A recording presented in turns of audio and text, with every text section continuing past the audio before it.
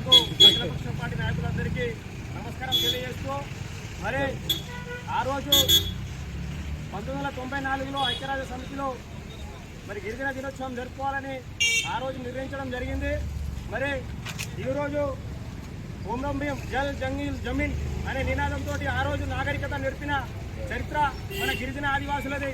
అలాగే కనునాయకు సాయుధ పోరాటంలో మన గిరిజన పట్ల, మన గిరిజనుల గురించి, మన భూముల గురించి, మన ఎలా బతకాలి, మన సాంప్రదాయం, మన కట్టుబడి గురించి చాలా విధంగా మనం పోరాటంలో మరి అమరులైన మరి కనునాయక్ గారికి, మరియు అదేవిధంగా ఈరోజు మరి సేవాలాల్ మహారాజ్ మరి మనం ఏ విధంగా ఉండాలి, ఈ మన బంజారా జాతులు మనకు ఏ విధంగా మన జీవన శైలి ఏ విధంగా ఉండాలి, అడుగులో ఏ విధంగా ఇప్పటి వరకు దరిదాపు 70-80 సంవత్సరాలు మనకు స్వతంత్రం వచ్చినప్పటికీ కూడా ఇప్పటికీ మనము ట్యాగ్మండ్ మీద కానీ, పార్లమెంట్లో కానీ, మన అసెంబ్లీలో కానీ విగ్రహాలు లేవు, చిత్రపటాలు లేవు.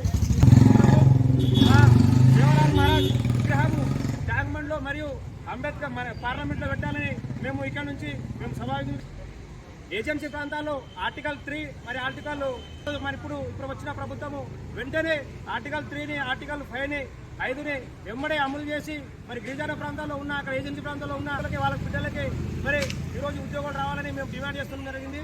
మొన్న వచ్చిన సుప్రీంకోర్టులో మనకు ఏబిసిడి అనే వర్గీకరణ మనకు ఎస్సీ వాళ్ళతో పాటు ఎస్టీలకు కూడా వర్తిస్తుంది. మేము దానికి మొన్న కేసీఆర్ గారు తండాలను పంచాయతీ చేయడం జరిగింది.